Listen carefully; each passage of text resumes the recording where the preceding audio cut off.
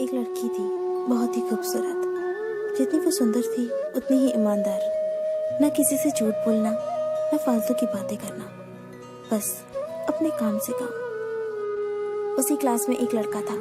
वो मन ही मन उससे प्यार करता था। लड़का अक्सर उसके छोटे मोटे काम कर दिया करता था। बदले में जब लड़की मुस्कुराकर उसे थैंक यू कहती थी तो लड़के की खुशी की सीमा नहीं रहती थी। एक बार की बात है, दोनों लोग साथ साथ घर जा रहे थे। तभी जोरदार बारिश होने लगी। दोनों ने एक पेड़ के नीचे शरण ली। पेड़ बहुत छोटा था, बूंद छन छन कर उससे नीचे आ रही थी। ऐसे में बारिश से बचने के लिए दोनों एक दूसरे के बेहद करीब आ गए। लड़की को इतने करीब पाकर लड़का अपने जज्बातों पर काबू न कर सका। उसने लड़की को प्रपोज कर दिया। लड़की भी मन ही मन चाहती थी उसे, इसलिए वो भी राजी हो गई और इस तरह दोनों का प्यार परवान चढ़ने लगा। एक बार की बात है, लड़की उसी पेड़ के नीचे लड़के का इंतजार कर रही थी। लड़का बहुत देर से आया। उसे देखकर लड़की नाराजगी से बोली, तुम इतनी देर से क्यों आए हो? मेरी तो जान ही निकल गई थी।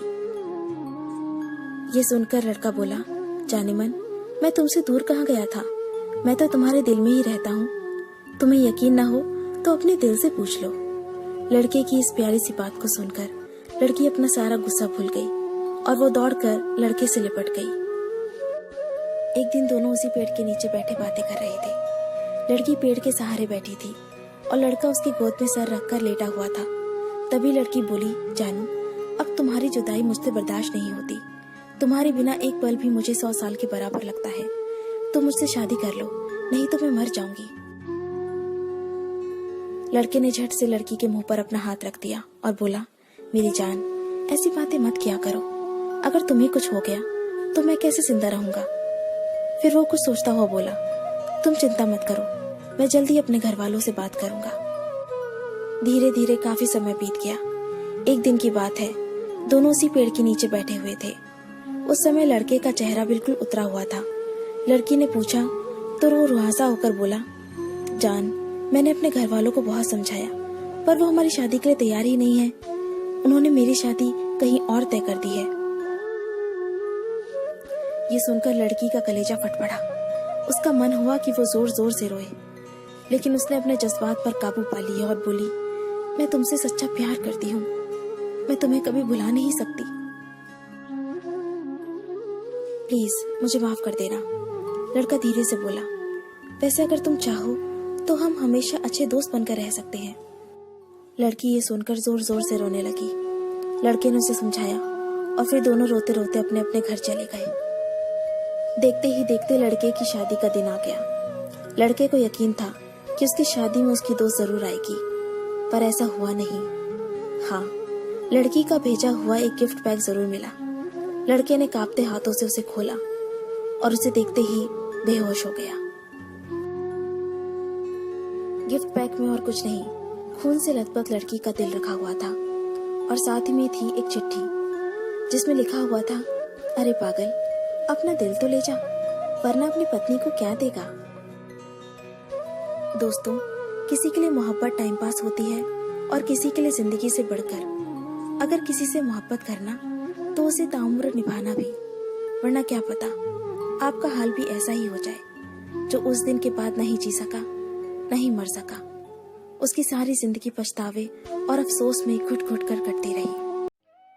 उससे मिलने से पहले मेरे जीवन में कुछ खोखलापन सा था, एक अजीब सा खालीपन था, जिसे आज तक मेरे अलावा किसी ने महसूस नहीं किया था।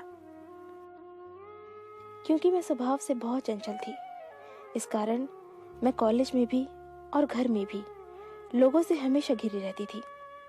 इसके बावजूद कि मैं बहुत बोलती थी, मेरे जीवन का एक दूसरा पहलू भी था और जीवन के उस हिस्से में आने की इजाजत मैंने किसी को नहीं दी थी।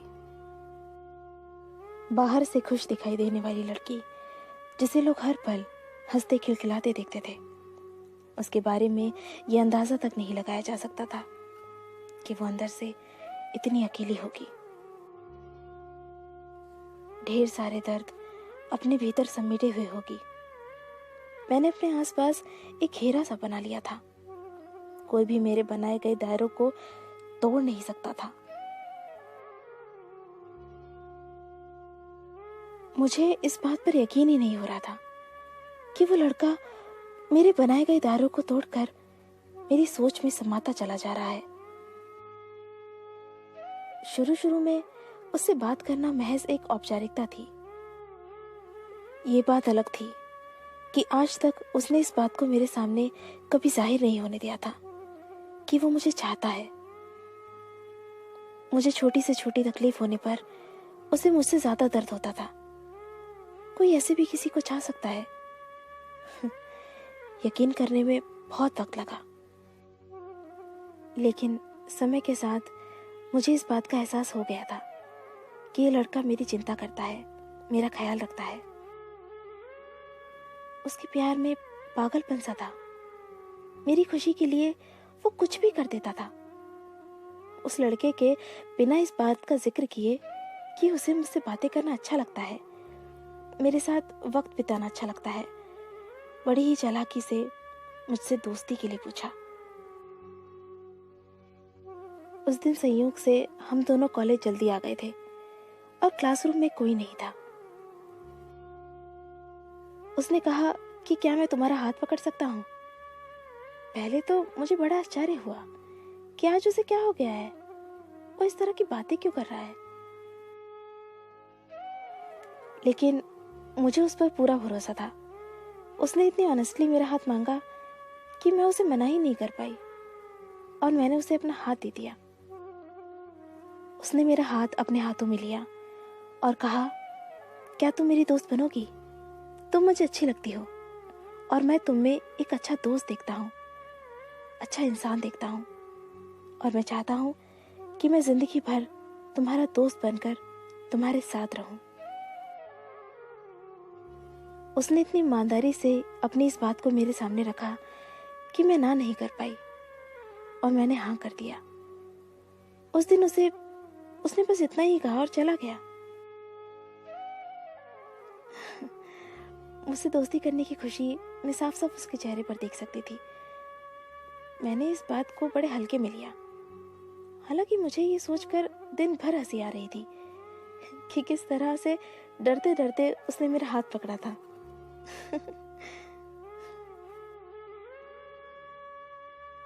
मेरे आसपास रहने वाले लोग ये देखकर समझ गए थे कि जरूर कोई बात है।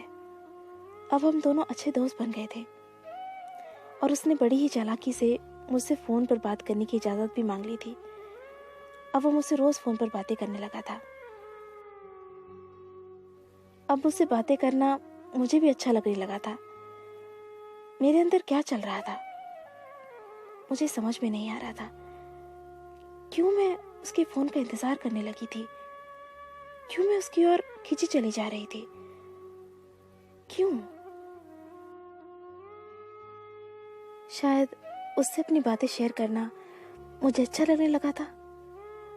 जब भी मैं उदास होती, किसी को पता चले ना चले, उसे पता चल जाता था और वो मेरी उदासी को दूर करने का हर संभव प्रयास करता था। आखिर एक दिन उसने मुझसे आई लव यू कहा। मुझे वक्त लगा, लेकिन मैंने भी अपने प्यार का इजहार कर दिया। मेरे हर जन्मदिन पर मुझसे ज्यादा खुश होना, मेरे ऊपर हजारों रुपए मना करने के बावजूद खर्च कर देना, वो दीवाना था मेरा। उसने भी मुझे अपना दीवाना बना लिया था। बाइक पर अक्सर घूमने निकल जाना, कॉलेज बंक करके फिल्म देखने जाना, ये सब हमें अच्छा लगने लगा था। उसकी पूरी दुनिया बन गई थी मैं। मेरी पूजा करता था वो। दिन तेजी से बीतने लगे। हम दोनों दुनिया को भूल चुके थे।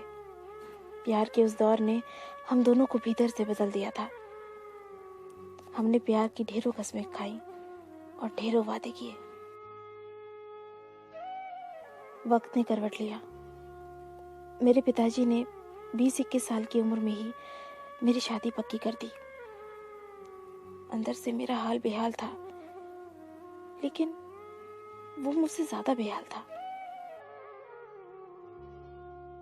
वो किसी भी हद तक जाने को तैयार था मेरा साथ पाने के लिए, लेकिन मैं जानती थी कि अगर मैं घर से भाग जाती हूँ तो मेरे घर वालों का समाज में जीना मुश्किल हो जाएगा।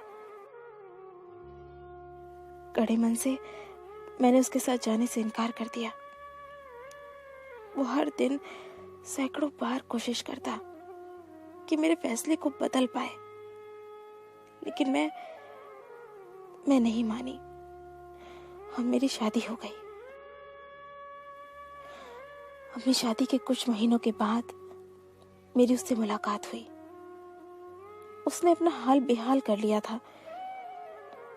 उसने कहा कि वो मुझसे मिलने से पहले भी अकेला था और मेरे जाने के बाद फिर से अकेला हो गया। उसने कहा कि वो हमारे कस्मों और वादों को पूरा करेगा। वो कहता है कि प्यार की लड़ाई तो वो हार गया है, पर प्यार की जंग वो जरूर जीतेगा। वो कहता है कि तुम भले मेरा साथ ना दे सको, मेरा प्यार तो मेरे साथ है ना। मेरे प्यार के सहारे उसने जिंदगी में आगे बढ़ने की ठानी है। वो कहता है कि उसका प्यार सच्चा है, इसलिए उसका प्यार कभी उसकी कमजोरी नहीं बनेगा। मुझे अपनी गलती का एहसास है, क्योंकि मेरा प्यार मुझसे ज्यादा दुखी है और मैंने उसकी जिंदगी को बर्बाद कर दिया है। मैं उस दीवाने के प्यार को सलाम करती हूँ, जिसके पास न मेरा तन है, न मेरा समय, न मेरा जीवन, पर अब भी वो मुझसे प्यार करता है। पर उस दिन उसने मुझसे झूठ बोला था। शायद वो बुरी तरह से टूट चुका था, जबकि उसने खुद को बहुत बहादुर दिखाने की कोशिश की थी। वो लोगों से दूर होता चला गया था और लोग उससे दूर होते चले गए थे। बुरे लोगों से दोस्ती कर ली थी उसने। वो शराब, सिगरेट और ड्रग्स का आदी हो गया था। बुरी तरह से डिप्रेशन का शिकार हो गया था और अंत में एक दिन उसने आत्महत्या कर ली। ये था इस कहानी का अंत। मैं ना तो जीते जी उसके साथ रह पाई, ना उसके अंतिम समय में उसका साथ निभा पाई। अगर आपको ये स्टोरी पसंद आई तो इसे लाइक जरूर कीजिए और इसे अपने दोस्तों के साथ शेयर कीजिए। अगर आपको हमारा चैनल पसंद आए तो इसे सब्सक्राइब कर लीजिए। मैं आपको मिलती हूँ अपने अगले वीडियो में। तब तक के लिए अपना अपने लव्ड वंस का ध्यान रखिए। Bye, take care.